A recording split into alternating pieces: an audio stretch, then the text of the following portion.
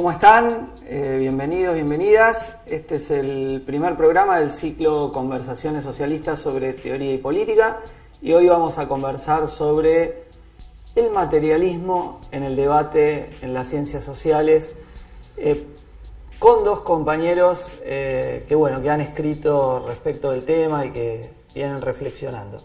Por un lado, Ariel Petruccelli, llegado desde Neuquén. Entre otros tenemos acá su libro, Teoría Marxista de la Historia, uno de sus trabajos, y Facundo Nahuel Martín, filósofo de la Facultad de Filo y Letras de la UBA, Ilustración Sensible, su último trabajo publicado por Ediciones IPS. Así que vamos a estar reflexionando durante una hora más o menos sobre distintos elementos de este tema y en particular en lo que hace a la reflexión sobre la teoría marxista. Primer disparador. La idea de esto es que trabajemos con disparadores y vamos conversando. Si ustedes tuviesen que definir sucintamente, para quien sabe y para quien no sabe, ¿cuál ha sido el aporte en particular de Marx en sus primeras elaboraciones? Podríamos tomar desde la crítica Feuerbach al pensamiento materialista anterior, partiendo de cómo definirían ustedes ¿cuál sería la diferencia entre una filosofía materialista y un idealista? ¿Arranco yo? Dale. Bueno, habría que despejar primero algunas de las representaciones más habituales, no en el campo académico, sino en el campo popular. Muchas veces se piensa un materialista, una persona muy preocupada por el dinero, ¿no? En ese sentido, Marx era todo lo contrario. Estamos hablando no del materialismo de tener o no tener dinero, sino del materialismo filosófico. Marx denomina a su concepción materialista de la historia, básicamente queriendo separarla de lo que era la tradición hegeliana, ¿no? Hegel era como el gran filósofo de su Alemania natal en mediados del siglo XIX y pensaba en el desarrollo histórico como el desarrollo del espíritu, de la idea. Era como un desarrollo de Dios que se encarnaba en la tierra, y entonces la historia humana era una historia, por un lado, bien determinada y guiada por una idea que en todo caso se materializaba, pero que en principio era no material. Marx lo que quiere reponer es la idea o la manera de interpretar el curso histórico, que está anclado en el desarrollo de los seres humanos, en las luchas, los anhelos y las condiciones sociales, políticas y económicas en las que los seres humanos habitan. Entonces, contra Hegel intenta argumentar que no hay una idea que se expande libremente, sino que hay luchas de carne y hueso llevadas adelante por gente de carne y hueso. Eso por un lado, pero por el otro lado, contra los materialismos precedentes, intenta sentar básicamente dos ideas. Una es que la materia no es materia inerte, es la materialidad humana, la corporalidad humana. Por otro lado, que esa materia cambia, se transforma, está en movimiento, no es siempre idéntica a sí misma. Y además que todo esto da lugar a un curso histórico, y en ese curso histórico las condiciones objetivas, las condiciones materiales, geográficas, económicas o lo que sea, condicionan el actuar humano, pero no lo determinan por completo, ¿no? Siempre hay un margen de decisión, un margen de acción, y hay espacio para la contingencia, para lo imprevisto, y ahí eso son las posibilidades que abre o cierra la lucha, en particular en la perspectiva de Marx, la lucha de clases. Amplio, tengo poco para agregar en el punto, creo, pero sí, fundamentalmente algo que caracterizó al idealismo en la filosofía de la modernidad es la primacía de la conciencia, la idea de partir del sujeto raciocinante, del sujeto de pensamiento, y creo que la operación materialista de Marx, que a veces habla de inversión materialista, el modo de pensar tiene que ver con situar las formas de lo que llamaríamos la forma de la subjetividad, podemos decir las formas de la conciencia, del pensamiento, en el dominio de la práctica como algo que es una práctica vital, no una práctica puramente espiritual o que se daría en el terreno del pensamiento, sino que se relaciona incluso con el metabolismo social, o sea, con la manera como los seres humanos existimos en el mundo material, en el mundo físico, entendiendo que que además, como decía recién Ariel, no quiero repetir mucho, esa existencia también es activa, no es meramente pasiva. Hay pasividad en el ser humano, obviamente, muchas cosas que nos pasan, porque somos seres sometidos a la causalidad física, biológica, etcétera, pero también hay una dimensión activa, que por ahí aparece una discusión con Feuerbach, en donde Marx veía un materialismo pasivo, y al mismo tiempo una discusión con Hegel como culminación del idealismo en filosofía, como la forma más desarrollada que encontraba Marx del sistema del idealismo, que Marx va a cuestionar esa idea de partir de la autonomía de la conciencia, de la interioridad de la conciencia, y desde ahí fundar la filosofía. Marx va a proponer más bien fundarla en las dimensiones encarnadas de la práctica vital de la actividad humana, que es histórica, además, que es cambiante, no es siempre igual. No, yo creo que tomando esto último que decís, me parece que hay una idea muy relevante, que es que si, no somos simplemente objeto de las circunstancias, y en cuanto a que la sociedad no es algo dado, sino un producto de la acción humana, el intercambio con la naturaleza, entonces nuestra acción colectiva puede justamente transformar la vida social, ¿no?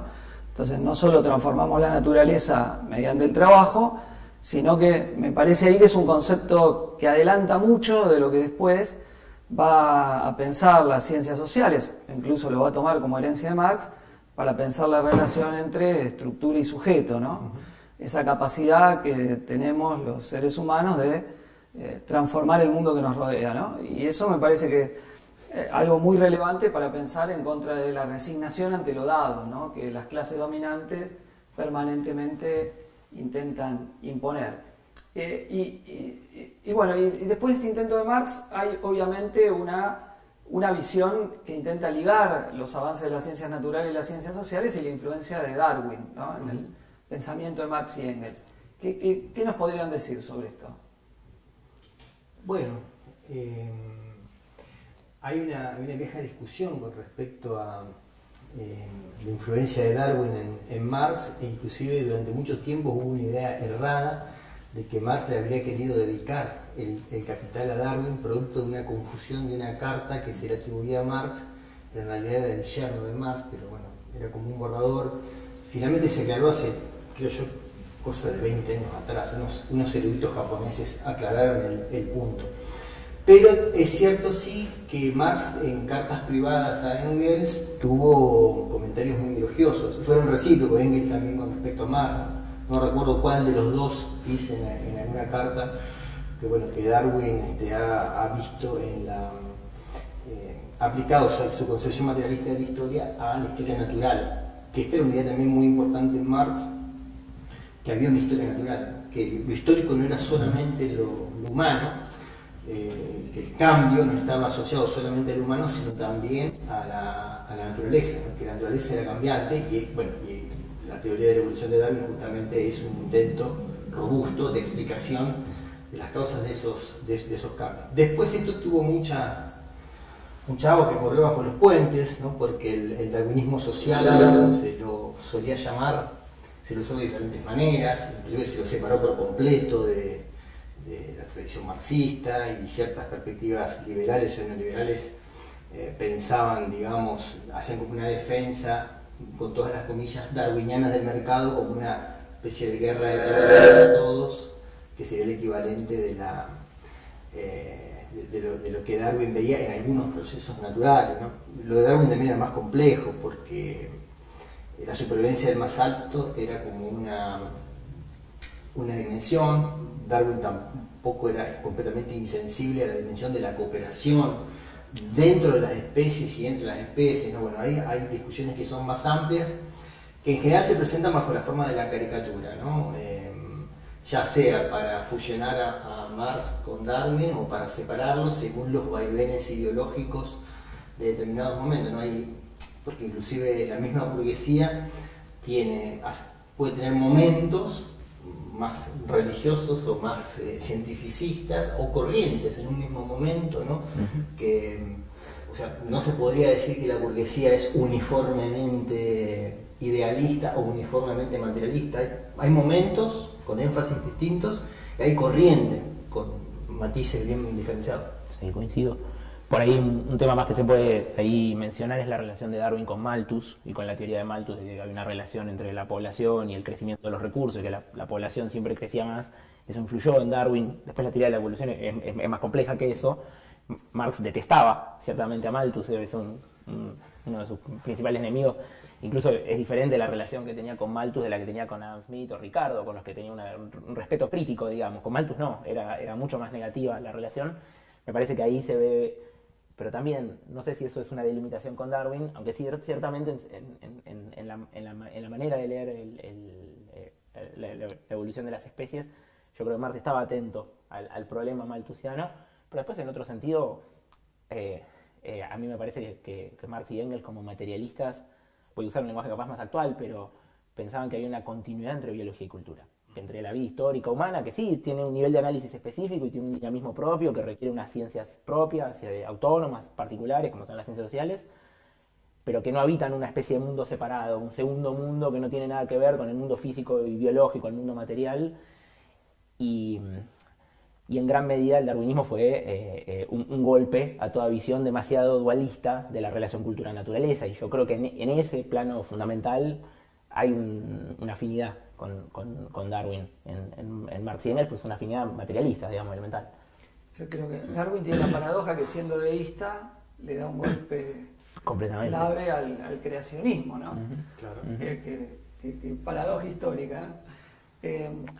Antes de meternos un poquito más con algunas cuestiones sobre Engels, se acusan los rivales del marxismo en las ciencias sociales, acusan a Marx de que su materialismo y la concepción materialista de la historia sería un reduccionismo economicista. ¿Qué respuesta se le puede dar a esos críticos? ¿Querés empezar? Arranco un poquito. Es una larga discusión de mucho tiempo, sí, ciertamente.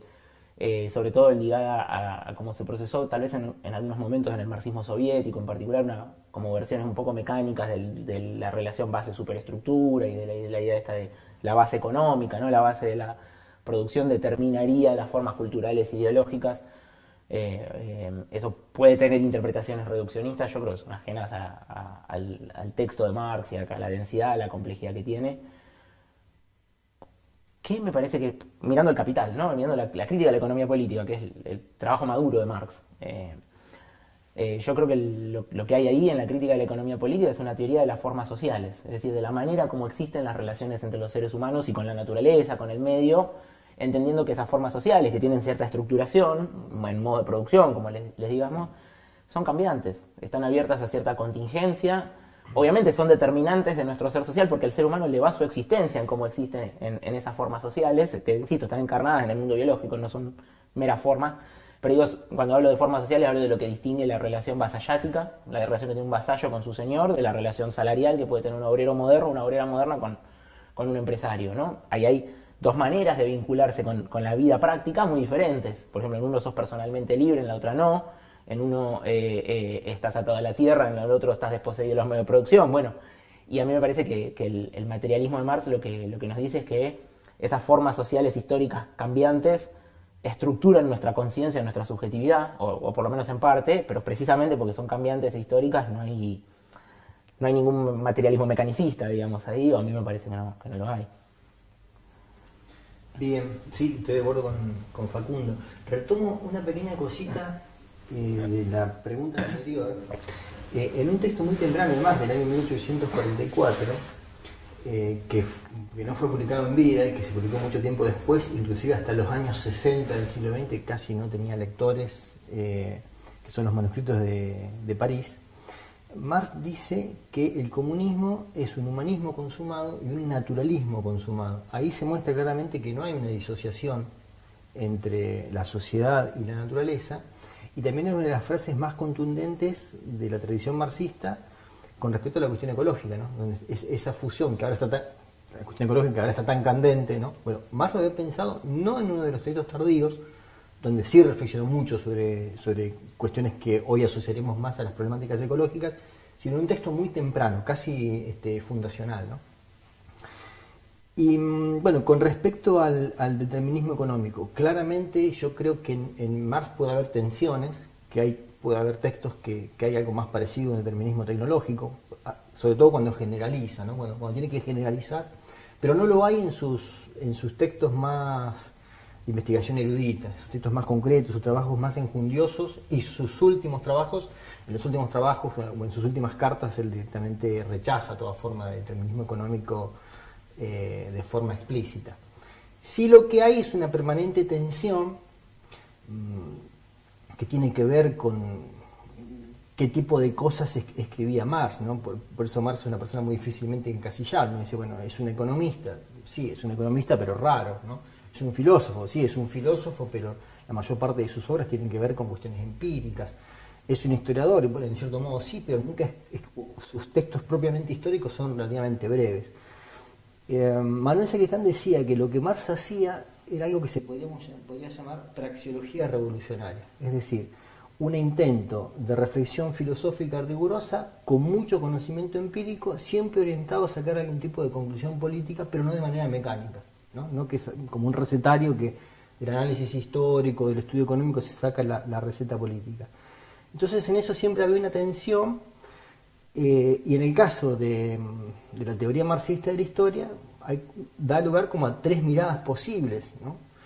Una bien determinista tecnológica, que es la que hace hincapié en el desarrollo de las fuerzas productivas, que es la mirada más ortodoxa, la de los manuales, la que cualquier persona aprende en los manuales, y ni hablar en la época de los manuales soviéticos, ¿no? Como contracara de eso, una imagen más, si se quiere, voluntarista, ¿no? La historia como lucha de clases, pero con poco contexto, ¿no? Y una tercera, que creo que es la que más se acerca a los escritos profundos de Marx, que es cierta primacía de las relaciones de producción, ¿no? Que permite explicar cuándo, cómo y por qué y en qué grado se desarrollan o no las fuerzas productivas y cuáles son las coordenadas objetivas en las que tiene lugar la lucha de clases o los conflictos sociales, ¿no? Que no operan en el vacío. En ese sentido, Marx no era un voluntarista, no es que pensaba que se podía hacer cualquier cosa en cualquier momento y en cualquier circunstancia, pero sí era un defensor muy claro de lo que podríamos llamar la voluntad revolucionaria, ¿no? de empujar las condiciones al límite para alcanzar lo que parece casi imposible, ¿no? Pero sin engañarse, sin desconocer la correlación de fuerza, la situación económica, la situación tecnológica, el contexto histórico, las relaciones entre las clases, etcétera. Sí, esa idea que está un poco en el 18 Brumario en otros textos, de que la historia la hacemos las personas, los seres humanos, pero no en las condiciones que nosotros elegimos, ¿no? Esa combinación entre determinación y posibilidad de la transformación, y también esta idea de que en Marx no hay esa relación mecánica entre la producción y reproducción de la vida material y la forma en que vamos a pensar o el Estado, etcétera, ¿no? Sino que eso está mediado, el famoso debate sobre la determinación en última instancia, o visto desde otro ángulo, la autonomía relativa de los niveles, que eso en mi campo, la sociología, se debate mucho porque justamente uno de los ataques de Weber a Marx es que esa determinación en última instancia no está y no se puede determinar ante la investigación. Cierto que Weber discute contra una visión mecanicista quizá de la explicación del materialismo histórico, pero intenta negar ese límite que lo material nos pone y las formas de producción y reproducción de la vida social que en Marx están presentes. Sin eso no es Marx, pero a la vez no está en esa deducción mecánica que, como ustedes decían, el estalinismo de algún modo pretendió transformar en un sentido común marxista, facilitando a sus críticos. ¿Y por qué hay una apuesta especial de Engels en la relación ciencia social, ciencia natural? ¿O qué me podrían decir de eso? Digo algo muy cortito para abrir ahí. A mí me parece que había cierta división del trabajo entre Marx y Engels, una especie de acuerdo ahí de tareas, donde Marx se ocupaba predominantemente de los economistas políticos y hacía una crítica de la economía política, o sea, una crítica filosófica y también práctica al final de lo que venían haciendo Adam Smith, Ricardo, etcétera, de la economía política clásica. Y en cambio Engels tenía por tarea mirar más las ciencias naturales. Y sobre todo al final de su vida, Engels se dedicó a tratar de articular algo más parecido a una cosmovisión materialista en nombre del marxismo, digamos.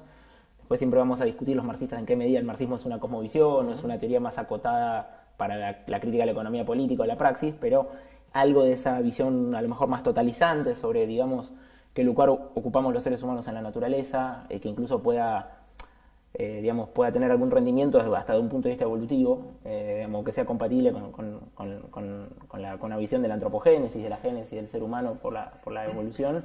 Bueno, me parece que de eso se ocupó Engels, en parte en la dialéctica de la naturaleza, que quedó incompleta, en parte se ven en fragmentos en el Anti-Düring, y ahí hay no solo un materialismo económico, por decirlo así, sino también un materialismo biológico, que me parece que eso es un aporte de que Engels hizo avances importantes, digamos, con los 100 y pico de años que ya nos separan, ¿no?, de ese trabajo, y con lo que cambió la ciencia y lo que sabemos hoy de la biología del ser humano de nuevo. Me parece que hay algo interesante ahí en ese aporte engelsiano. ¿Cuál es me interesa tu análisis, tu evaluación de ese trabajo de Engels? A ver, se necesitaría seguro un especialista, alguien que sepa más biología, qué sé yo, me excede en parte por mi formación. Me gusta mucho algo que dice un biólogo de Oxford que se llama John Parrington, que está vivo, publica hoy día, que es un defensor ampliamente de Engels. Él dice, ¿para qué nos sirve? No sé si hay, por ejemplo, si estoy de acuerdo con las 3 leyes de la dialéctica que aparecen en la dialéctica de la naturaleza, si necesitamos reivindicarla así completamente, o no sé si yo iría tan lejos. ¿Qué cosas me gustan o me entusiasman de la clase de empresa intelectual que se propone Engels? Bueno, una es pensar que entre biología y cultura hay una interacción, que no hay como un mero pasaje de una a la otra, ¿no? Hay a veces ese lenguaje del pasaje, del ingreso en la cultura, en la vida social, como si eso hubiera suspendido la naturaleza, y el día que empezamos a hablar lenguaje simbólico, los seres humanos dejamos de ser seres naturales, dejamos de tener un organismo, dejamos de tener un metabolismo, y me parece que hoy tenemos condiciones para pensar mucho más que entre lo biológico y lo cultural hay algún tipo de interacción. Si me dan un segundito, doy un ejemplo y por qué Engels estaba viéndola. La mayoría no, pero un montón de humanos adultos toleramos la lactosa, ¿no? Podemos tomar leche como adultos, algo que muy pocos animales en el resto del reino animal pueden hacer. ¿Por qué algunos humanos, no todos, hay gente que es intolerante a la lactosa, sabemos, pero ¿de dónde salió esa capacidad de digerir leche como adultos? Bueno, surgió como una adaptación a partir de un cambio cultural, que fue la domesticación del ganado, ¿no?, que se supone fue en la vieja Babilonia, en la media luna de Tierra Fértil, en esa zona. Los que por alguna variación genética tenían capacidad de digerir la leche de adultos, tenían una ventaja para sobrevivir y reproducirse más, simplemente porque tenían acceso a esa cantidad de proteína, de grasa que tenía la leche del ganado. ¿Y eso qué quiere decir? Que hubo un proceso evolutivo que se dio en el marco de la cultura. A partir de un cambio cultural, porque la domesticación del ganado no se heredan los genes, no es por instinto, se aprende y se transmite culturalmente. Entonces lo que empezamos a ver ahí es que hay una coevolución genético-cultural. Es decir, un cambio cultural, un cambio genético, van uno causando al otro. No es que en algún momento en el Paleolítico apareció el ser humano armado, biológico, y a partir de ahí empezó el cambio cultural, ¿no? Hay un historiador que trabaja cuestiones de neurociencia, que yo le dice eso al modelo de entrega. No, vino la biología, le pasó al ser humano a la cultura y la cultura siguió. No, la verdad que van siempre de la mano la biología y la cultura, con feedbacks y retroalimentaciones entre las dos. Y un poco cuando Engels decía que el pulgar oponible, la postura erguida y la sociabilidad compleja, que surgió de ese manipular herramientas, de interactuar con otros, eso fue lo que hizo posible el desarrollo cerebral con las cualidades cognitivas, digamos, de los seres humanos. Bueno, ahí Engels estaba viendo algo de la coevolución genético-cultural. Engels lo que decía no es que vino primero el cerebro grande y después desarrollamos la cultura, porque eso es inexplicable de dónde salió un cerebro grande, además es muy costoso evolutivamente, digamos, hay que comer mucha proteína para tener un cerebro grande. La evolución, las cosas costosas las corre en general del medio, que no funcionan. ¿De dónde salió el cerebro grande? Decía Engels. De que previamente los homínidos, que se estaban convirtiendo en nosotros, en Homo sapiens, claramente interactuaban en un entorno social que crecía en complejidad, que tenía más que ver con el uso de herramientas. Bueno, esa hipótesis engelsiana, aunque después tal vez no en la letra, en el detalle funcione, como modo de pensar eso que hoy llamaríamos coevolución gen-cultura, a mí me parece que hay que darle un pulgar arriba, no sé. ¿Y vos, Ariel? Sí, yo estoy de acuerdo. Es cierto que entre Marx y Engels había una división de trabajo. También es cierto, para matizar un poco eso, no para desmentirlo, que ambos eran personas de una curiosidad ilimitada. O sea que esa frase de nada humano me es ajeno les calzaba perfectamente. Entonces no es que solamente estudiaban algo concreto para resolver un problema de una urgencia personal, una urgencia política, sino que tenían una voracidad por saber de todo. Pero claro, bueno, en eso había como algunas predilecciones sobre las cuales se intercambiaban mucho en cartas. Entonces, bueno, qué sé yo, Engels leía mucho más de historia militar, o historia de la tecnología, o ciencias naturales, y Marx se encargaba más de cuestiones que tenían que ver con la economía. Esto hace que hay un filma permanente entre ellos, y bueno, en lo que tiene que ver con las ciencias naturales, Engels estaba mucho más informado que Marx. Marx a veces podía haberse tentado a engancharse con algunas cuestiones casi al borde de la pseudociencia, ¿no? Porque le llamaban la atención y le comentaba a Engels, y Engels le bajaba de un plumazo: no, esto son tonterías, no tiene nada que ver, no te pierdas en eso. Pero sí es rotundamente cierto, como que decía Facundo, que no hay en su perspectiva una frontera delimitada entre la sociedad y la naturaleza. Hay una permanente interacción, eso es totalmente correcto.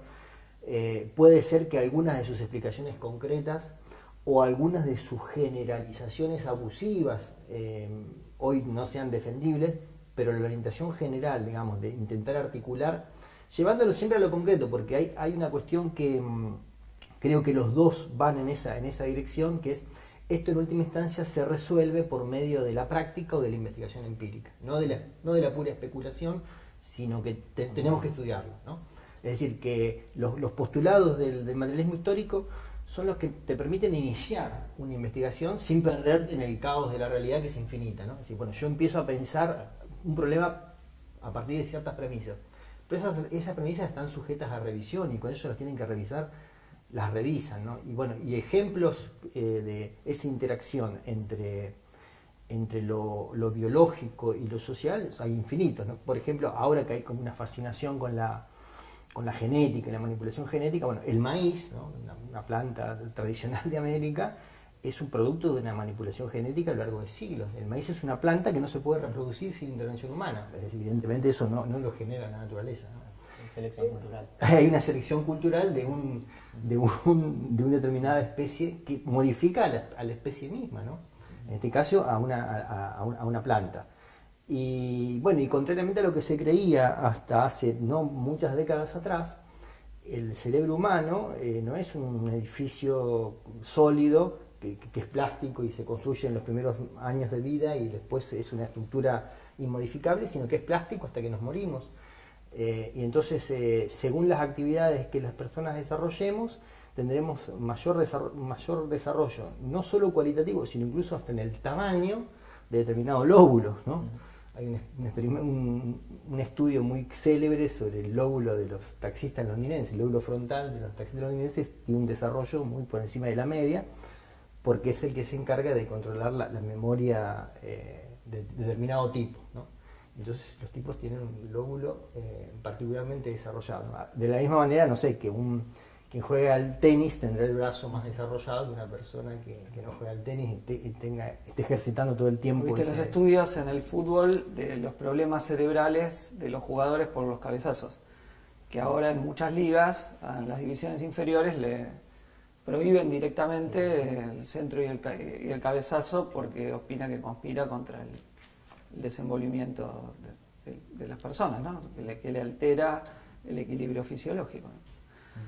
Y tiro por ahí del hilo de algo que decía Ari, que me parece que es importante, que hace a la pregunta anterior por ahí, que es que a veces cuando se discute materialismo contra idealismo, parece que es una cuestión de camisetas metafísicas, y ahí es poco interesante el debate, a ver si qué es la realidad en última instancia, materia o mente. Eso es un debate, como digo, muy metafísico, en el sentido muy especulativo, sobre el que podemos discutir infinitamente.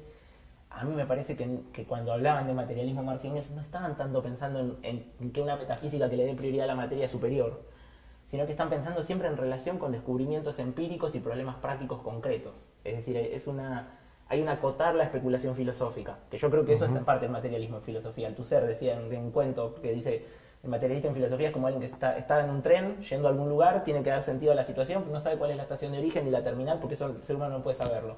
Como diciendo, el materialismo no es tanto la idea de que hay una visión del mundo superior a priori, sino que es más bien un intento de trabajar siempre con materiales empíricos y prácticos, a veces de las ciencias sociales, a veces de las ciencias naturales.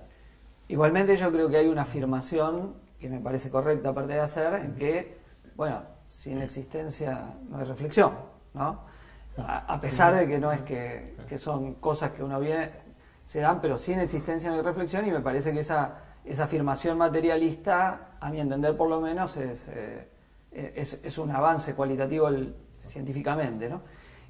Quiero volver un cachito a una cuestión que vos decías, Ariel, antes, cuando vos cuestionabas la tesis que hace el marxismo, un determinismo tecnológico, o sea que las sociedades evolucionarían a partir de descubrimientos científicos o técnicos, y que esa daría la matriz del desarrollo de la historia humana. Vos en tu libro, ya de hace algunos años, Teoría marxista de la historia, planteás la primacía de las relaciones de producción. Bueno, ¿qué querés afirmar con eso? Bueno, eso hay una discusión intramarxista, ¿no? Que el determinismo tecnológico, que es la concepción ortodoxa, la concepción más tradicional, y que bueno, se hizo muy popular a partir de los escritos de Plejánov, de Kautsky, consideraba que hay un primer motor de la historia humana que es el desarrollo de las fuerzas productivas.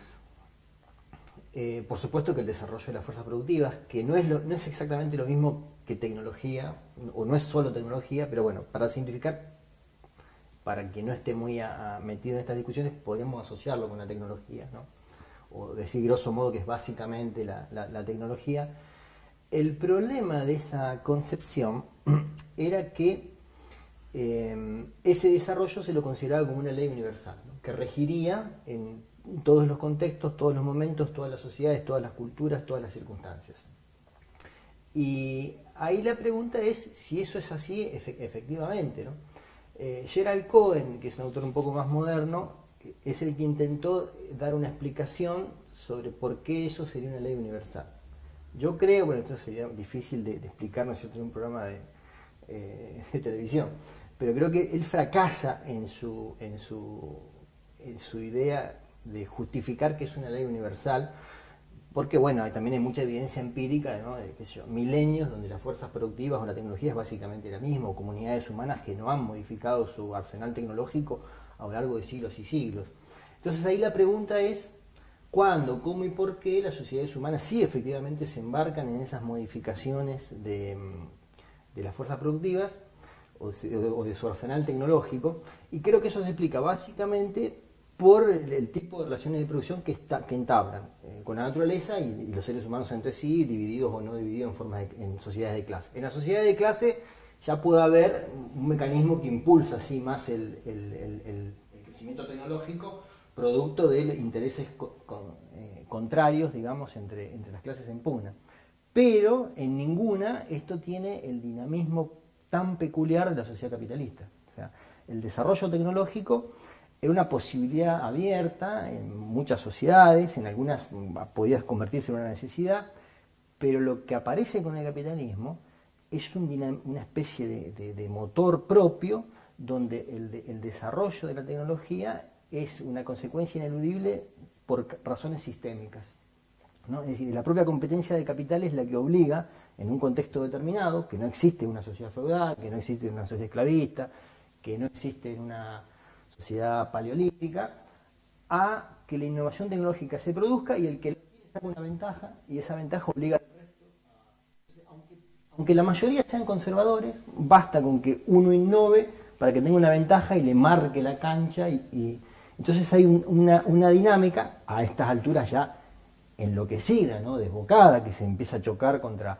los límites biofísicos del planeta, que agota los recursos, que lleva a todo tipo de desastres, y eso no existía en otras sociedades. Claro, a veces el marxismo pensaba como que el problema era que el capitalismo no iba a poder desarrollar las fuerzas productivas.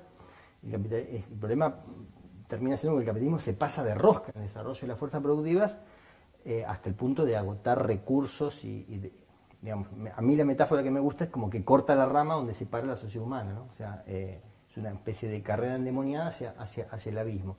Y ahí, bueno, la metáfora de Walter Benjamin, ¿no?, que pensar la revolución no como la locomotora de la historia, sino como el freno de emergencia que frena ese capitalismo que nos lleva al abismo, es como muy productiva. Y algo de esto estaba también en Marx. Marx, sobre todo en sus últimos tiempos, sus últimos años, veía algo de, bueno, cuando pensaba en la ruptura metabólica, ¿no es cierto?, cómo el capitalismo en su desarrollo agrícola rompía los metabolismos naturales y ello empezaba a ser más una fuente de problema que de soluciones, ¿no? Bueno. Pero no me contestaste la relación de producción. Bueno, en ese sentido yo creo que lo que explica particular dinamismo del capitalismo son las relaciones capitalistas de producción, ¿no? Y no otra cosa, no es la ideología de un actor burgués determinado, no es un resultado azaroso, no es un resultado que se pueda detener, por ejemplo, cambiando un gobierno. Eso surge de la propia naturaleza, de la propia estructura de las relaciones de producción. Por eso es que la tarea de los comunistas no es cambiar un gobierno o no es cambiar alguna política focal, sino demoler la estructura capitalista de las relaciones de producción y reemplazarlas por una estructura social completamente distinta, basada en la propiedad colectiva, por lo menos de los principales medios de producción, y en la organización democrática de qué es lo que se va a producir y para qué se lo va a producir, y no que se produce cualquier cachivache simplemente porque genera ganancias y hay que mover la maquinaria, ¿no? que es lo que hace el capitalismo. O sea, lo que ocurre en el capitalismo no es la consecuencia en primer lugar, ¿no?, de actores malvados o poco inteligentes, y que podríamos solucionarlo teniendo burgueses más sensibles o mejor instruidos. No, el problema es de la propia estructura de las relaciones capitalistas de producción. Esa es la clave de la idea comunista. O sea, si no entendemos eso, nos desviamos en soluciones que no nos llevan a ningún lado, porque el problema es lo que no funciona es el edificio, o lo que funciona catastróficamente es el edificio del capitalismo, no los actores que lo habitamos, aunque algunos puedan ser peores que otros y algunos habrá que pelearse muy duramente, ¿no? Entre los libros que están acá podrán ver sobre el materialismo de Sebastiano Timpanaro, ya que está nuestro amigo común Juan Dalmazo acá presente en esta conversación, que bueno, Ariel con Juan hicieron la reedición en español y Facundo escribió un artículo a partir. ¿Por qué, sucintamente, cuál sería la importancia de alguna de las reflexiones de Timpanaro para algunos debates de las ciencias sociales contemporáneas? Bien. Ahora ahí, a mí me parece que en ese libro de Timpanaro hay una polémica con una corriente del marxismo que en muchas cosas me parece buenísima, pero que acá hay un debate que hay que tener, digamos, que es el marxismo occidental, o el llamado marxismo occidental, una expresión que, bueno, creo que es de Merleau-Ponty, que la acuñó, para distinguirlo del marxismo soviético, que sería mecanicista, reduccionista, ¿no? Una Soviético-estalinista. Estalinista, ¿no? sí, está bien la aclaración. Igual no sé si Merleau-Ponty no era más amplio en su intención, pero está bien la aclaración. Pero digamos que de dónde sale el marxismo occidental, podemos pensar en Historia y Conciencia de Clase de Lukács, a lo mejor un texto ahí germinal del año 21, 22, o Korsch, por esa época estaba publicando. A veces se habla también de la corriente cálida del marxismo por oposición a una supuesta corriente fría, que sería más mecánica, que estaría más mirando una especie de leyes de la historia, y se supone que el lado occidental del marxismo estaría pensando con más complejidad las mediaciones de la cultura y la subjetividad, y que sería sobre todo un materialismo más práctico, ¿no? Más ligado, bueno, en el caso de Historia de Conciencia de Clase, a la praxis del proletariado, y que tenía un rasgo que era un fuerte antinaturalismo. O sea, enfatizaba con mucha claridad algo como, voy a Lukács porque es muy germinal y me parece que después eso reverbera en la Escuela de Frankfurt, en otras corrientes. Él decía que la dialéctica, como esa mirada donde la relación sujeto-objeto está un poco más dinamizada, donde no hay una oposición dura sujeto-objeto. ¿Por qué? Porque el objeto con el que lidiamos es transformable mediante la práctica, entonces tiene que ver con mi actividad vital, no es un objeto externo pasivo. Pero Lukács decía que eso de la dialéctica, que la pensaba de esa manera, en esa relación más fluida sujeto-objeto, solo se daba en el dominio de la historia, en el dominio de las relaciones sociales. Y en cambio la naturaleza, él decía que había que dejarla al margen. Por eso tenía una discusión con Engels con respecto a la dialéctica de la naturaleza, una discusión filosófica densa ahí, y que en general llevó a construir formas del marxismo muy hostiles a la naturaleza, digamos, y a la pata biológica del materialismo. Y a mí me parece que en los años 60 Timpanaro con este libro hace una intervención diciendo, bueno, un materialismo completo, digamos, un materialismo sistemático, filosóficamente, no puede ser un antinaturalismo, ¿no? Sí está bien desnaturalizar las formas de dominación, por supuesto, es otra discusión, ¿no? Demostrar que la dominación de clase es histórica y se la puede abolir, que no siempre existió y que no va a existir siempre, o que la forma, no sé, de privilegio masculino en las sociedades pueden dejar de existir. Si a eso le decimos desnaturalizar, por supuesto, pero el antinaturalismo en el sentido de reivindicar que hay una esfera propia de lo social, lo humano o lo histórico, que tiene sus propias leyes y que no tienen nada que ver con aquello de lo que nos hablan físicos, biólogos o químicos, digamos, bueno, ahí habría un problema.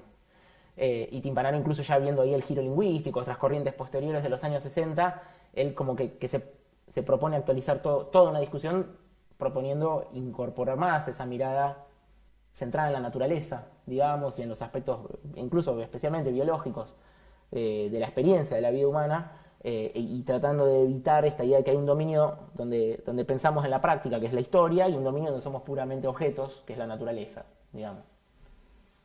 Ariel. Sí, claro. Timpanaro está viendo muy tempranamente problemas que hoy tienen posiblemente más actualidad que cuando él lo estaba planteando, porque cuando él lo estaba planteando eran, básicamente lo que estaba diciendo es, en la crítica al determinismo, que te puede llevar a una especie de pasividad, o en la crítica a un naturalismo estático, bueno, el marxismo occidental se pasa de rosca y se desplaza hacia una especie de subjetivismo voluntarista que desconoce explícita o implícitamente que, bueno, que el ser humano, además de ser un ser social, es un ser biológico, que tenemos limitaciones, ¿no? O sea, empieza a aparecer una especie de idea de la falta de límite, ¿no? Que puedo ser lo que quiera hacer, ¿no? Que es una idea muy seductora. Después el capitalismo la convirtió en una de las grandes premisas publicitarias, ¿no? Sé lo que quiera hacer. Como si no hubiera límites, ¿no? Como si no fuéramos mortales, como si no tuviéramos ciertas coordenadas biológicas, ciertas coordenadas sociales, coordenadas históricas. Entonces, Timpanaro lo que dice es, bueno, a ver, es cierto que la naturaleza no determina todo, es cierto que los límites se pueden romper, es cierto que lo natural se puede desnaturalizar e inclusive se puede modificar, pero eso no significa que todo sea subjetividad y que ausencia de límites y que se pueda hacer en cualquier momento cualquier cosa y que esto es simplemente un acto de voluntad, ¿no? Esto en los años 70, cuando él está escribiendo estos textos, era una discusión filosófica o que a lo sumo involucraba algunas vanguardias militantes. Pero todavía el gran público, ¿no? la cultura burguesa dominante estaba mucho más anclada en firmes convicciones a veces religiosas o una idea de que la realidad era robusta, ¿no es cierto?, porque tiene ciertas características que algunos le atribuirían a la historia, otros a la razón, otros a Dios, pero que había como una robustez. Eso es lo que se empezaba a romper, a resquebrajar justamente desde finales de los 60, 70, con todo lo que se conoce como el posmodernismo, ¿no? Que es la lógica, como decía Jameson, que acaba de fallecer hace pocos días, la lógica cultural del capitalismo tardío, ¿no? Hay un capitalismo tardío que sigue siendo capitalismo, pero que tiene características peculiares, y ese tipo de capitalismo empieza a desarrollar otro tipo de subjetividad. Esa subjetividad es justamente la subjetividad que Timpanaro estaba criticando en los 70, cuando esa subjetividad existía como discusión especializada, ¿no? o en ámbitos muy politizados. No era la subjetividad que permeara el conjunto de la sociedad, pero esa subjetividad, esa idea de que no hay límites, de que uno puede hacer absolutamente lo que quiere, que yo soy lo que siento que sea, ¿no? que como una especie de ruptura ingenua con las constituciones materiales, ¿no? Ingenuo digo porque uno puede querer romper las constituciones materiales, pero para romperlas tenés que reconocerlas, tenés que saber que existen y cuáles son y cómo operan, ¿no? Si vos las desconoces, no solo que no las vas a poder romper, sino que te vas a engañar. Y eso ahora es como casi una de las ramas fundamentales de la cultura contemporánea. Esas sensibilidades posmodernas que en esa época eran como ideas de altas alturas, ahora uno las puede encontrar en cualquier discurso publicitario o en cualquier conversación de adolescentes en las calles de nuestras ciudades. Uno puede ver una paradoja porque quizá Perriand eso fue el que más popularizó, ¿no? La idea del marxismo occidental, pero la populariza para cuestionar el marxismo occidental en última y su ruptura, entre otras cosas, entre la teoría y la práctica, ¿no? O sea, considerando que el marxismo clásico era, por decirlo de alguna manera, una visión superior del marxismo a la del marxismo occidental, si estamos pensando en la posibilidad de la revolución, ¿no? Sin dejar de ver la importancia de muchos debates y reflexiones que habían tenido lugar dentro de los autores de ese periodo, sobre todo los temas epistemológicos, filosóficos, etc. Pero en esa paradoja, bueno, está también, digo, en la idea de Timpanaro de que en general fue anti-engelsiano, ¿no? El marxismo occidental, un poco por lo que decía Facundo. Y bueno, y entonces la necesidad de poner ese cuestionamiento y un sentido común de la academia muy fuerte hasta el día de hoy. Si vos ves, por lo menos digo en ciencias sociales, donde yo me muevo, Facultad de Humanidades, supongo que historia es lo mismo, ¿no? Filo creo que es más posmoderna ahora, pero donde está, hay una visión que te dan del marxismo, te dicen, bueno, Marx estuvo bien, bueno, Marx era sutil, etcétera. Después vino Engels, vulgarizó. Después vino el marxismo ortodoxo, que no se sabe quiénes están ahí, y luego vino Gramsci, el marxismo occidental. Bueno, volvieron a traer la cultura, la superestructura, etcétera, que se olvidan siempre de que el marxismo clásico, de la tradición, digo, Lenin, Marx, de segunda generación, Trotsky, Luxemburgo, hicieron un aporte a la autonomía relativa de la política. O sea, raro pensamiento mecanicista o catastrofista vulgar, cuando hay una reflexión sobre la política enorme, superior, digo, a la que habían tenido Marx y Engels, ¿no? Y de la estrategia como punto. Entonces, ahí siempre ese relato académico me pareció portador de mucha ignorancia respecto de el aporte de toda la tradición revolucionaria del marxismo, ¿no? Bueno, y cambiando un poquito de tema, efectivamente nosotros vimos un peso fuerte en las ciencias sociales de parte del giro lingüístico, todo discurso, en todas relaciones de poder, digamos, hacia el idealismo, por decirlo de alguna forma, pero se empieza a observar otra tendencia, ¿no? En parte del debate filosófico, que es lo que Facundo dice en su trabajo, en Ilustración Sensible, lo califica como un giro materialismo de las teorías críticas, ¿no? Entonces, para ir acercándonos ya a lo último que vamos reflexionando, ¿a qué te referís con esto y cuáles serían los peligros y las potencialidades de este debate tal como empieza a plantearse contemporáneamente? Buenísimo. ¿A qué le digo ahí giro al materialismo? Es un intento de mirar algunas cosas que pasan en las teorías críticas en el sentido muy amplio de la palabra contemporáneas. Y es que hay una preocupación cada vez más por ocuparse, digámoslo, de las materialidades en las que está encarnada la vida social. Yo creo que ante todo por razones de urgencia histórica, es algo que se impone al pensamiento, digamos, hay una heteronomía del pensamiento, en el sentido el pensamiento siempre piensa algo más que viene de la vida, ¿no? Del mundo. Ante todo la crisis ecológica, que ya es hasta empírica, digo, uno ve las noticias y ve inundaciones, tsunamis, tornados por todos lados. Y me parece que en las humanidades críticas se está viendo una vocación de hacerse cargo del problema sobre todo el cambio climático, la extinción de especies, la disrupción de las fronteras planetarias causada por la actividad social en el marco del capitalismo y su economía de expansión infinita, es completamente incompatible con la estabilidad biosférica. Y diera la impresión de que vamos a decir, el constructivismo lingüístico como herramienta fundamental de las humanidades críticas, ya para dialogar o tratar de interpretar cuestiones como el cambio climático no es tan útil. El cambio climático no es una construcción social, en todo caso es un efecto de la actividad humana, pero es real y hay que decir, no es pertinente, digamos, relacionarse con la ciencia climática, la ciencia del sistema de la Tierra, la geología, la climatología, en términos de una hermenéutica de la sospecha, que diga que a la ciencia hay que reconducirla a unas condiciones sociales de gestación, donde siempre están fundamentalmente algunas relaciones de poder. Seguro que la ciencia no es inocente, ninguna actividad humana lo es, pero la ciencia climática es buena ciencia, es objetiva, y más bien corresponde reivindicarla. Y eso como que empieza a forzar a quienes miramos desde las humanidades, con esto digo desde que miramos la vida humana como algo práctico, algo que podemos cambiar. Bueno, ahí el problema ambiental, digamos, nos pone ante la necesidad de una relación menos reactiva, menos desconfiada, digamos, con las ciencias naturales. Y a mí me parece que hay dos ámbitos más, por ahí este es muy obvio, muy saliente, muy crítico, ¿no? Pero un ámbito tiene que ver con cierto giro a la biología, incluso en buena parte de la teoría feminista, y una digamos, complejización de la idea del género es fundamentalmente producto de las performances lingüísticas, del desempeño en el campo del lenguaje, no solo, y ahí está el neurofeminismo, feminismos biológicos, están pensando las hormonas sintéticas, los neuromoduladores, los neurotransmisores, y digamos, tratando de pensar el cuerpo no solo desde los discursos del cuerpo, lo dicen algunas feministas contemporáneas, sino también desde el organismo.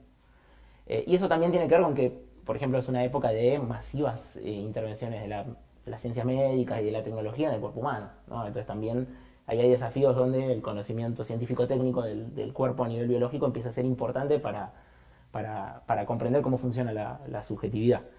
Y por último, el tercer campo es el cambio tecnológico, ¿no? Hay una ronda de automatización que después podremos discutir y habrá que ver a dónde llega, pero desde la promesa de la inteligencia artificial o de la Internet de las cosas, o se dice a veces de la nueva revolución industrial con la nanotecnología y las tecnologías micro,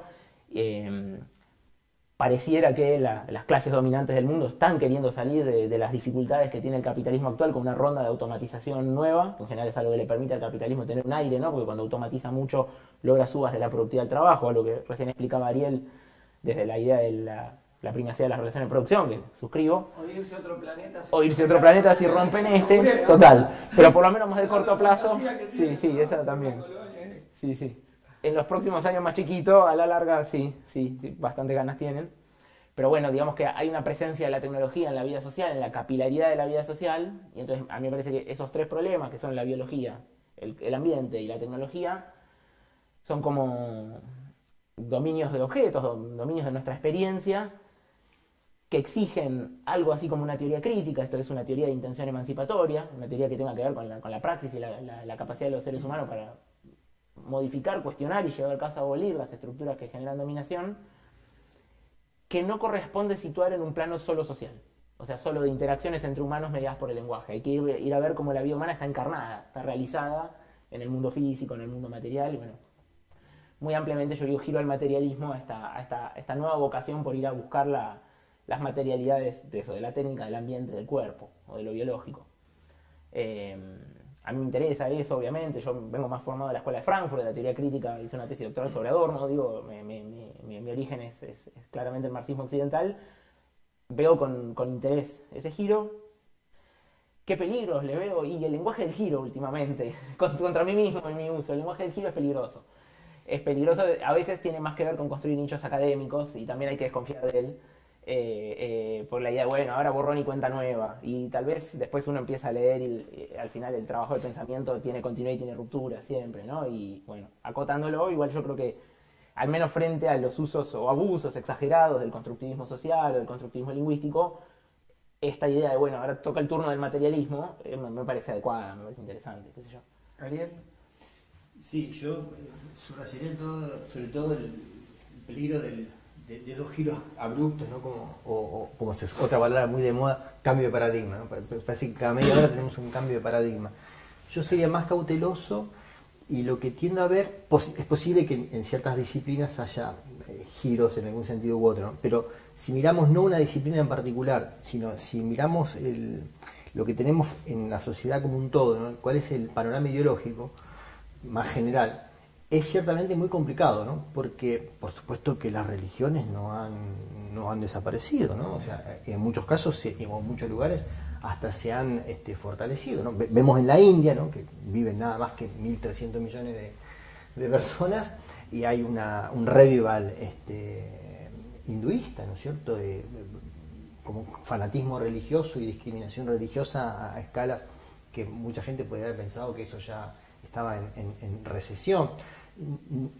Si vamos a Medio Oriente, bueno, el auge de las religiones es muy fuerte. El Estado de Israel actualmente es un Estado teocrático, y la resistencia palestina, que en los 60-70 era una resistencia básicamente laica, hoy es una resistencia básicamente islámica, ¿no? Entonces, el evangelismo en América Latina, que viene creciendo.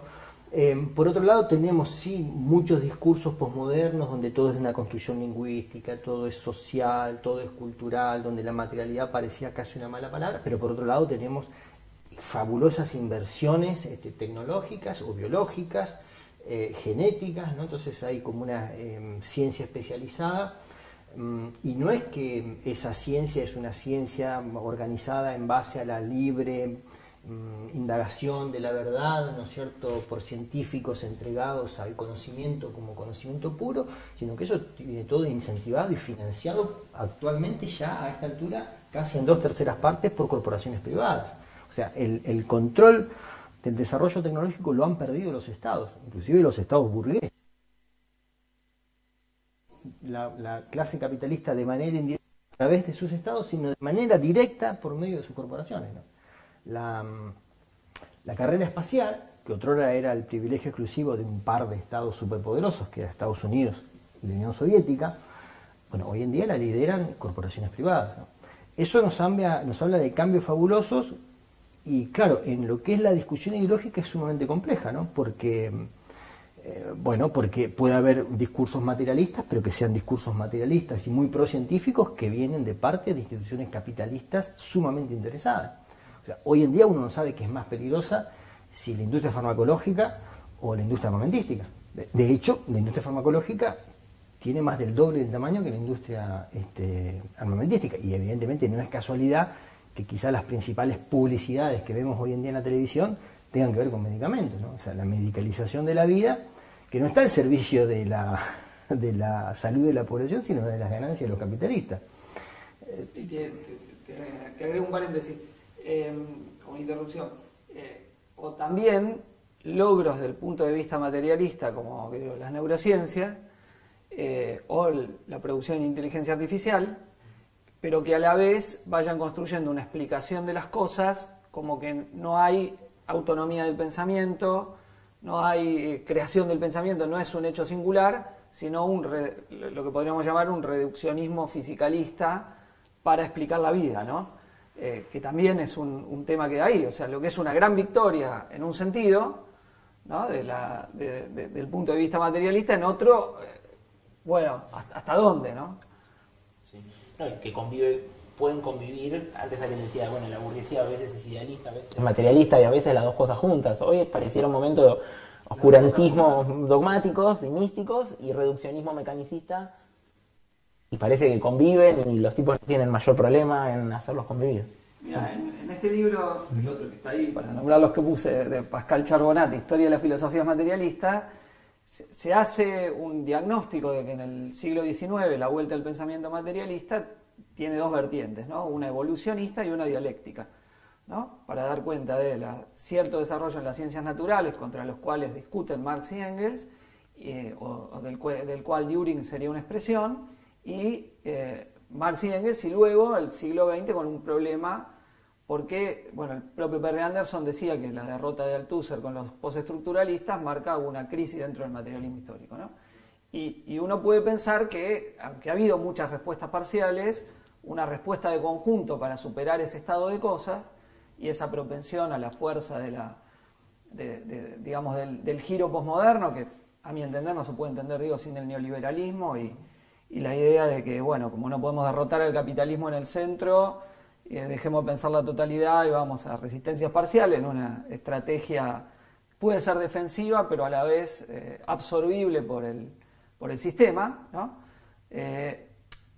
Bueno, ese divorcio, de algún modo, en la contemporaneidad, por las crisis que ustedes mencionaban, bueno, podría plantearse otra vez una superación de ese divorcio entre la reflexión en el plano de las ciencias naturales, en las ciencias sociales, y retomar esa apuesta que habían hecho Marx y Engels, ¿no?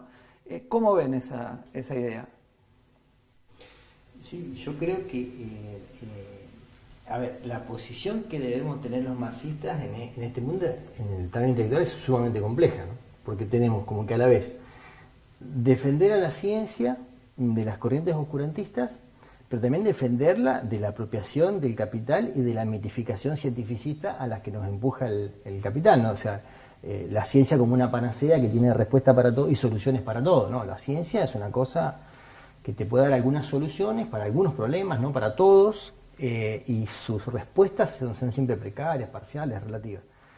Por otro lado, tenemos que dar cuenta de cuáles son las razones por las cuales hay un revival religioso en muchos lugares del mundo, que creo que tiene que ver con la incertidumbre de la existencia, ¿no? O sea, pensar las incertidumbres del pensamiento, ¿no? O la relatividad intelectual es algo que se puede hacer muy bien cuando uno es un intelectual con la vida material más o menos asegurada. Pero la gente que tiene la vida material incierta, que no sabe si va a tener laburo, si va a poder pagar el alquiler, dónde va a estar dentro de 6 meses, qué va a hacer de su vida, si le va a alcanzar la guita, si no le va a alcanzar. Cuando la vida, ni hablar si está pensando si le puede caer un cohete, ¿no es cierto?, y reventarle la casa, como si estuviera viviendo en Gaza, ¿no es cierto?, o en lugares donde hay conflictos armados. En medio de la incertidumbre material, lo que la gente necesita son certezas subjetivas. Entonces es comprensible que se aferre a una religión. Ahí los marxistas tenemos que ofrecer no una religión, pero sí un conjunto de certezas, ¿no?, fuertes, digamos, es decir, nosotros creemos en esto, ¿sí? Y no es algo sobre lo que tenemos muchas dudas o habrá que ver y todo es relativo y todo es discutible. Entonces tenemos esa necesidad de desarrollar una ciencia rigurosa contra el oscurantismo anticientífico y en contra del fetichismo cientificista. Necesitamos también ofrecer certezas existenciales, ¿no? En ese sentido la necesidad de un horizonte de futuro, ¿no?, que parece como borrado del mapa, ¿no? O sea, el futuro se lo puede pensar en esta sociedad como un apocalipsis, ¿no? O sea, o no hay, o si hay, es un futuro peor, y si no es un futuro peor, es un presente ligeramente distinto, pero no un futuro mejor. Bueno, creo que nuestra obligación es ofrecer, proponer un futuro mejor. Estoy muy de acuerdo. Vuelvo a traer, vos traías antes a colación a Jameson y a su idea del posmodernismo como lógica cultural del capitalismo avanzado. Me sirve para pensar desde ahí. Digamos como una lógica cultural que valora la fluidez, la diferencia contra la identidad, lo contranormativo contra lo universal, o lo minoritario contra lo mayoritario, ¿no?, y que busca las pequeñas historias y desconfía de las totalidades. A mí me parece que el mundo en que esa lógica cultural tuvo su hegemonía se prendió fuego. Digamos, la modernidad líquida hoy está en llamas, porque el capitalismo postfordista, más flexibilizado, que vimos de los 70 en adelante, que tuvo su década dorada, si se puede decir así, en los 90, en donde había un plafón cultural para la idea de la experimentación con la subjetividad como el eje de la política, que yo no estoy en contra de la experimentación con la subjetividad, puede tener que ver con la experiencia de la libertad, y por supuesto los socialistas estamos a favor de la libertad subjetiva, de la autonomía de las personas, eso sin duda, pero digamos un énfasis muy grande en la caída de los grandes relatos y la hostilidad a las certezas. Yo creo que hoy tiene condiciones muy malas de recepción eso en sociedades que viven precariedad extrema, vivimos precariedad extrema. Mi hipótesis, mi idea es que la gran fase del capitalismo, llamémosle neoliberal, desregulado, financiarizado, que se abrió en los 70, entró en una crisis probablemente terminal en 2008, con la crisis subprime, la crisis de Lehman Brothers, qué sé yo, que es más profunda a mi ver que una crisis financiera. Yo creo que es una crisis estructural, más o menos profunda, que se está expresando en la dinámica, a veces hasta en el establishment hablan de una policrisis, ¿no?, una crisis multidimensional, dice a veces Nancy Fraser con mucha lucidez. Me cuesta imaginarme que esa lógica cultural del capitalismo avanzado, posmoderna, en el sentido de con una valoración de la fluidez y la no identidad o la diferencia, que tuvo su hegemonía tal vez en los años 80-90, me cuesta imaginarme que hoy interpele demasiado las subjetividades, especialmente de las clases trabajadoras, precisamente por la necesidad de alguna certeza a la que agarrarte. Obviamente hay unas derechas reaccionarias muy hábiles diciendo, bueno, yo te doy la certeza del nacionalismo, la religión, la tradición, las certezas autoritarias, ¿no? Tenemos que combatir contra eso, y me parece que el universalismo ilustrado es la tradición a la que, en definitiva, a la que brevábamos, con todas nuestras críticas a la ilustración, pero al final con una defensa crítica también, ¿no? Y me parece que si no es el universalismo ilustrado lo que nos da certezas de prácticas y estructuración de las sociedades en términos de justicia y solidaridad, con libertad, ¿no? Justicia, pero con justicia y solidaridad, si no viene de ahí, las certezas van a venir del nacionalismo bestial y de la religión. Sí, yo coincido que el 2008 es un parteaguas porque todo el auge del ciclo neoliberal se viene abajo, y desde entonces es una época, guerras, crisis, esperemos que revoluciones pronto, pero es más el tiempo que estamos viviendo, ¿no? De desarme. Solo Milei te puede decir, sí, el mundo está todo integrado, que se abra, etcétera. No es la realidad de lo que pasa ni lo que hacen sus amigos, que es proteccionismo, competencia, disputas militares, genocidios, etcétera, ¿no? Y que eso abre a tratar de pensar cómo en las masas populares esa experiencia que se está viviendo puede dar lugar a construir una perspectiva antagónica al capital y plantear su superación y que intentemos nuevamente en el siglo XXI la construcción de una sociedad socialista, ¿no?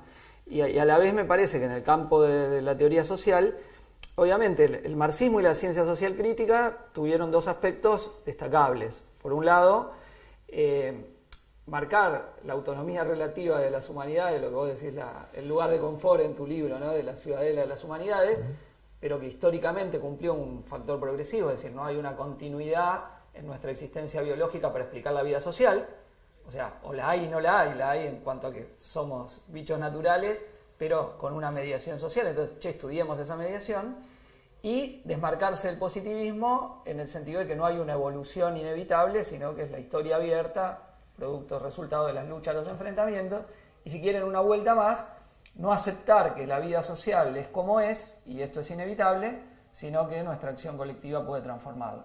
Y ese creo que es un punto de conquista, ¿no? Que hoy, pensado a la reflexión que planteaba Facundo, que me parece muy importante, podemos volver a tratar esa apuesta después de tantos años de ataque, de estar a la defensiva, a tratar de plantear, bueno, un materialismo histórico y una visión materialista en la ciencia. Estoy intentando decir materialista dialéctica en la ciencia, pero sabemos el problema que las discusiones que nos trae, pero o una visión científica con este carácter, o sea que al giro materialista o mejor dicho, a los avances materialistas en las ciencias naturales no quede en esa lectura después para la vida social, ¿no?, en esa utilización reaccionaria que se hace de esto para la propia vida social y que podamos reconstruir esa mirada tan importante, ¿no? Porque creo que en este sentido, esta reflexión que estamos haciendo hoy, un poco a contracorriente cultural de la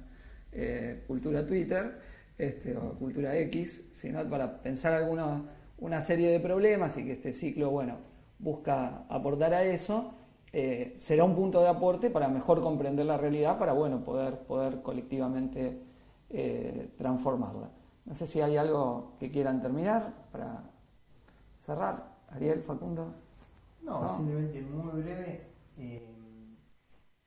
La crisis del 2008, quizá el fenómeno más marcado, más que la instantaneidad de la crisis, que la pudieron pilotear, podemos decir que bastante bien. El tema es que si uno sigue la historia larga del capitalismo, hacia los 2000 debería haberse producido un nuevo periodo de expansión, ¿no? Los ciclos Kondratiev, eso no ocurrió, ¿no? O sea, hubo algún tipo de expansión, pero como señala Brenner, crecieron algunos países y casi siempre los que crecieron, el ascenso de China se hace a costa de Corea y de Japón. De Japón. ¿No? Parecía en los 80 que Japón era la nueva potencia hegemónica. ¿Recordás todas las películas yanquis contra los japoneses? Exactamente. ¿No? Lluvia negra. Exactamente. Entonces lo que hay es un capitalismo que no logra retomar el dinamismo que lo caracteriza, pero que también necesita, ¿no? Es porque el sistema no funciona sin ese dinamismo. Y ahí inventan lo que se les ocurre, apuestan con la inteligencia artificial y mil cosas, pero la verdad es que el dinamismo no lo logran reponer y sin reponerlo se están llevando puesto el planeta, ¿no? O sea, están agotando los recursos, se están contaminando todo, están calentando las temperaturas, están jugando con fuego. Y bueno, las masas populares todavía un poco a la expectativa, ¿no? O sea, quizás sin dimensionar la gravedad de la situación, y estas cosas no van a ocurrir mágicamente, serán procesos muy largos, muy contradictorios. Yo no creo que haya cambios así repentinos de un día para el otro, pero lo que sí es necesario tener claridad es cuál es la fuente matriz de los problemas y hacia dónde debemos orientarnos, ¿no? Aunque ese camino sea largo, seguramente lo va a ser. No va a ser breve. Simplemente largo y sin embargo lleno de crisis, ¿no? No largo estable, sino largo y tumultuoso. Ese parece el horizonte hoy día para la humanidad, si querés, sí, sin duda. Creo que hay un capitalismo que se reproduce en modo de catástrofe y que no encuentra las bases tecnológicas, las bases materiales, como sea, para un nuevo ciclo expansivo, que de todos modos a los socialistas no es lo que nos interesa, que tenga un ciclo expansivo, pero es cierto que haría menos agresivo el sistema. Eso no parece estar en el horizonte y sí, eso nos pone en un escenario más parecido a lo que pensaron en los 30 Walter Benjamin o antes Rosa Luxemburgo, en el sentido de un escenario donde la normalidad adquiere tonos catastróficos como tal. De hecho, me parece que estas nuevas derechas son la preparación de las clases dominantes para para salir de esto con forzamiento autoritario en un sistema social cuya reproducción es cada vez más deteriorada. Y ahí vale la máxima socialismo barbarie, como nunca en esta época, absolutamente. Sí, absolutamente. Largo o corto, no sé. Ahí no sé. voy a decir No sé. por qué. Porque, y ahí agreguemos Lenin, que no pensó que iba a haber la Revolución Rusa, ¿no? El momento quizá uno de los más catastróficos del siglo XX, y lo largo o corto, digo, no en el sentido de la transformación comunista final, pero sí en el momento de dar una estocada al capitalismo. A veces estas mismas tendencias que ellos generan, el hecho de no mostrar futuro, de tener para los jóvenes la precarización plena, o la guerra, o la destrucción, la barbarie, la liquidación del planeta y no dar salida, quizá alienten una salida socialista, y que esto que aparece como un momento de la derecha, después que para mí tiene elementos de polarización, también me parece siempre unilateral, un poco solo cuando se ve la derecha actuando en el mundo, sí una posibilidad de un giro, ¿no? Y bueno, para eso estamos tratando, y en eso coincido plenamente con Ariel, la necesidad de formular el proyecto del socialismo-comunismo como alternativa a esta civilización cada vez más decadente que nos da el capital. Bueno, espero les haya servido estas conversaciones y hasta la próxima.